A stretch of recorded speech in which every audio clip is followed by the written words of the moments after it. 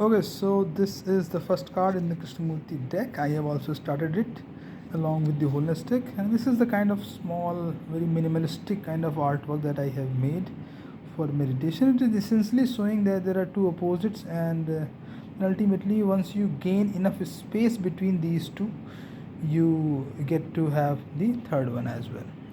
I mean, you get the space first between two opposites, observer and the observed, essentially, and then once you gain that space, you start seeing many other things. Let's say if you're having some sort of problem with someone, then your mind is essentially occupied with someone, and then you are the thinker and the thought, and then ultimately once you have that space, once you see that there is thinking going on, then you can really think about many other things: Iran, Israel, America, the bird, the sky, the rain, the beauty, the colors, sports. I mean, there can be multiple things, and then ultimately you start moving towards wholeness. So that is the process of meditation, essentially seeing that observer is the observed, and that there is an observer thinking about the observed, feeling as if both of them are different, but actually both of them are actually only fragments only of the whole.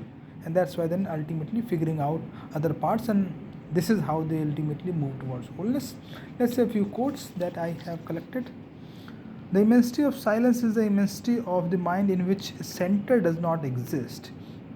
जब हम सोच रहे होते हैं बहुत ज़्यादा, तो एक थिंकर, एक सेंटर होता है ना.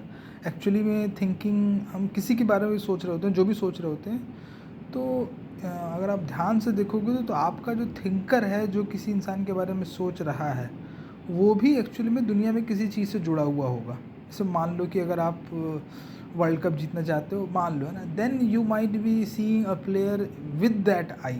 ठीक है, उसमें हो सकता है कि वो प्लेयर आपको वेल फिट लगे, वेल फिट ना लगे, एंड सो ऑन, है ना. तो उस तरीके से है वो. थिंकर की अपनी कोई सेपरेट और मिस्टीरियस आइडेंटिटी नहीं है, वो भी दुनिया का दूसरा एक फ्रेगमेंट ही है. तो thinking essentially is a process of two fragments seeing each other, है ना. तो थोड़ा सा उस तरीके का है. Obviously it's not very easy, but कुछ इनपुट मैं दे रहा हूँ अपनी तरफ से. Harsh austerity is the product of thought as a revulsion against pleasure and indulgence. ठीक, ऑस्टेरिटी दो चीज़ें होती हैं. एक ऑस्टेरिटी है ऑब्जर्वेशन की, डिसिप्लिन की. एक वो डिसिप्लिन है जो ऑब्जर्वेशन से आता है. ठीक है. हार्श ऑस्टेरिटी की नहीं, हम ये नहीं ही करेंगे, भले, है ना, your shadow has that element and so on. ठीक है. हार्श ऑस्टेरिटी आती है विल पावर को इन्फोर्स करने से, माइंड को कंट्रोल करने के लिए, है ना. जबकि माइंड को कंट्रोल करना या फिर क्वाइट करना विल पावर से नहीं हो सकता है. विल की एक जगह है, डिसिप्लिन की एक जगह है, लेकिन डिज़ायर से जो विल जनरेट होती है, एक डिज़ायर दूसरी डिज़ायर को एक्चुअली कभी इक्लिप्स कर पाती नहीं है ना. सो डिज़ायर से जो विल जनरेट होती है कि नहीं, मुझे वो चाहिए इसलिए मैं ये नहीं करूँगा, वो हार्श ऑस्टेरिटी है. ठीक है, वो बहुत लंबे समय तक नहीं चल पाती है, और नॉकआउट मोमेंट्स में, अल्टीमेट मोमेंट्स में ज़रूर फेल करती है. Do what he will, the man of belief and dogma can not enter into the realm of meditation.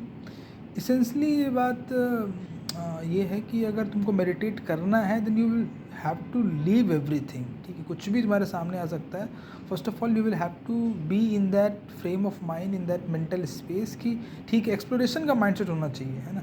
तुम पहले से ही एक चीज़ को मान के बैठ लो कि ये सच है, चाहे ऐसा है, ऐसा वैसा हो, तो then you will not be able to enter into meditation. क्योंकि मेडिटेशन में इंटर करने के लिए सबसे पहले तुम्हारे पास फ्रीडम होनी चाहिए, है ना, फ्रीडम ऑफ थिंकिंग होनी चाहिए. So that is where this points out. So this is the first card. Hopefully I will make many. Let's see.